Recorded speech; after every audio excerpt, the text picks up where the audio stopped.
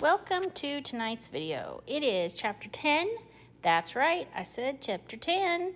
Chapter 10, lesson 1 and 10.2. 10.1 is about squares and square roots. 10.2 is about the real number system.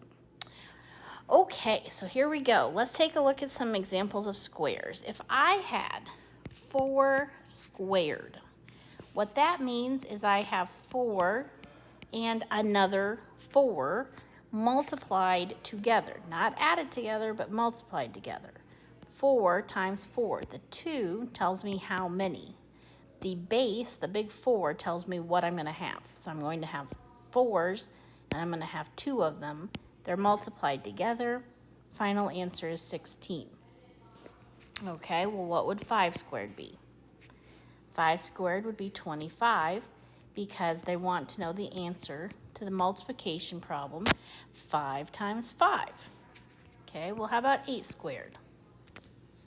What does that mean? What is the final answer? 8 squared is 8 times 8, or 64. So squared, you're going to multiply something by itself.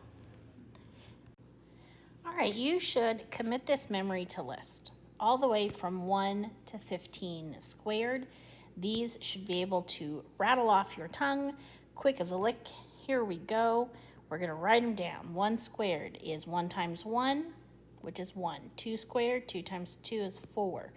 3 squared, 9. 4 squared, 16. 5 squared, 25. 6 squared, 36. 7 squared, 49. 8 squared, 64. 9 squared, 81. 10 squared, 100. The rest of these, maybe you don't know them so well, or maybe you know 11 and 12, but not the others. 11 times 11 is 121. 12 times 12 is 144. 13 times 13 is 169. 14 times 14 is 196. 15 times 15 is 225. So this would be a good list to put to memory.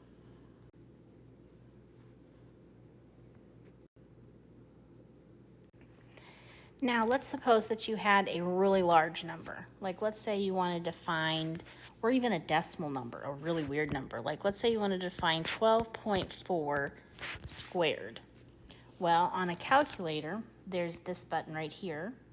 If I push inverse on this, that button, oh, I don't like that now. Now, the other button that you could use is right here. Sometimes they have an actual squared button where it says X with a tiny 2. And in that case, then we can do 12. Oh, shoot. Clear. 12.4. And then I just hit that X squared button, and it'll square it for me. Otherwise, I have to hit 12.4 times 12.4, which that isn't bad either. But I didn't know if you knew that there was that fancy button on a calculator. Now, you can only use this for homework if it's a really yucky, really big, really large number. Anything that is on that list to be memorized, you should memorize.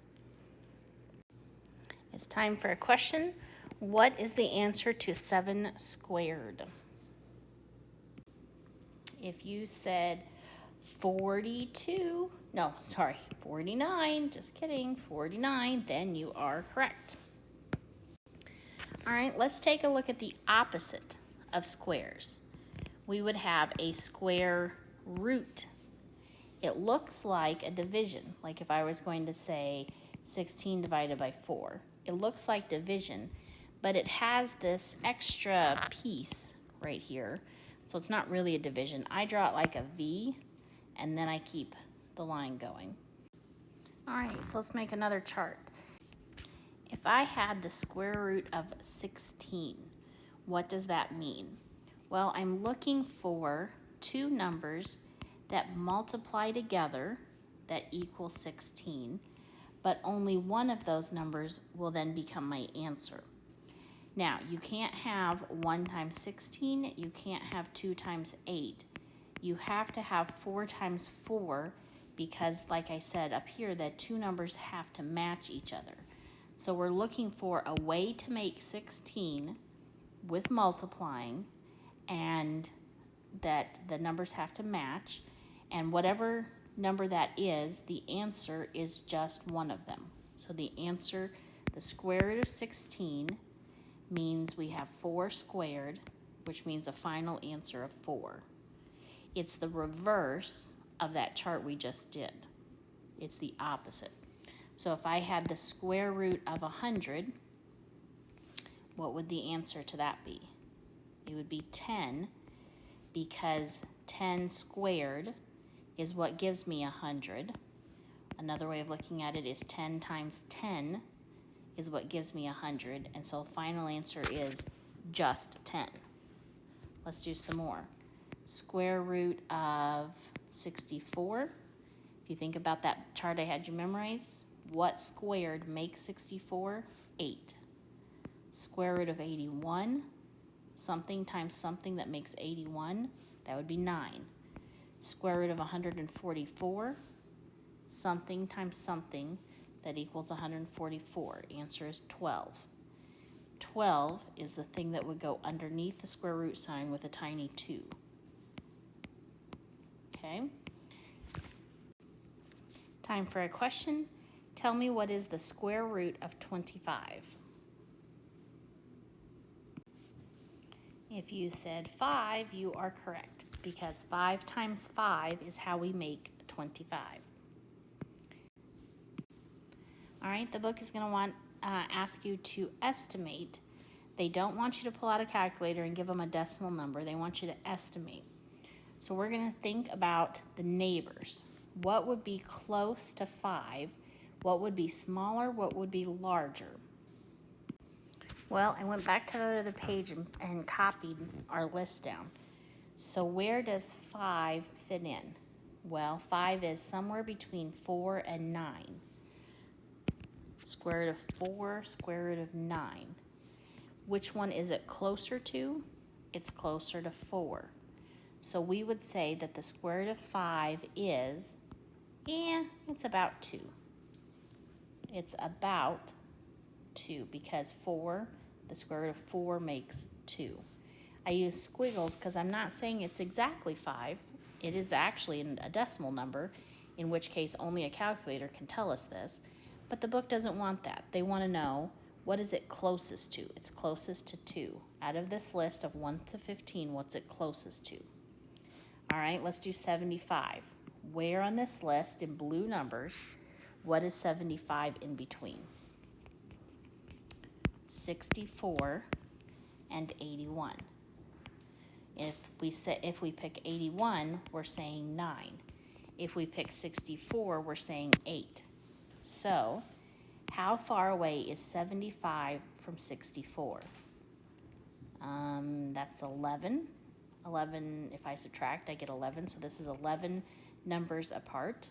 How far is 75 from 81? Only 6 numbers. If I subtract those, 81 minus 75, that's only 6. So it's actually closer to 81. So we're going to say that it's about 9, because that's the answer to 81. 81 square root of 81 is 9. So since 75 is closer to 81, then 75 is pretty close to whole number 9. All right, 20. Where on this blue list does 20 fit in? Somewhere between square root of 16 and square root of 25. Somewhere between 4 and 5. How far away is this one? 4 units away. How far away is this? 5 units away. So the answer is 4. Square root of 20 is pretty close. It's closer to the number 4 than it is to the whole number 5. All right, what is the square root of 95 closest to? What whole number would the square root of 95, without using a calculator, think of its neighbors, the square root of 95 is about what? If you said 10, you would be correct, because 95 is between 81 and 100. It's much closer to 100 than it is to 81. The answer to 100 is 10, therefore the answer to this blue number is also going to be 10. All right, let's talk about our second lesson, real number system. We have a category that would include whole, integer, rational. We have a whole separate category that are irrational numbers. So I'm going to give you examples and then try to give you definitions. So whole numbers start with the number 0 and they count on. So it'd be like the numbers you learned in kindergarten. But they have to only be whole numbers and they have to only be positive. So let's write that down. Whole numbers. I mean, I guess a whole number is a whole number. You kind of know what I mean. But they, no decimal, no fractions, no negatives. They have to just be counting numbers starting with 0. No negative. Okay, integers. So 0, 1, 2, 3, those are integers, but also -1, -2, -3. So now it would be, we're going to add negatives. Negative numbers are okay to be in this list. So now we have positive whole numbers and negative whole numbers. Positive and negative whole numbers are called integers. Rational would be 0, 1, 2, 3. Also, -1, -2, -3. Also, 1/2. Also, 1.4. Also, the square root of 16. Also, 0.3 repeating. So you're thinking, holy cow, what could possibly be left over here in the irrational category? Because this sounds like everything. We got fractions, we got decimals, we got radicals, square root ones, we've got decimals with bars. So this sounds like we've captured everything you could possibly have. Well, let me tell you what irrational is, and then I'll come back to rational. Irrational would be decimals that go on forever, but they don't repeat. There's no repeating. So pi is an example of an irrational fraction, irrational decimal, 3.14159 and it never ever repeats. There's no pattern to it. See that this guy, he repeats, 0.3333.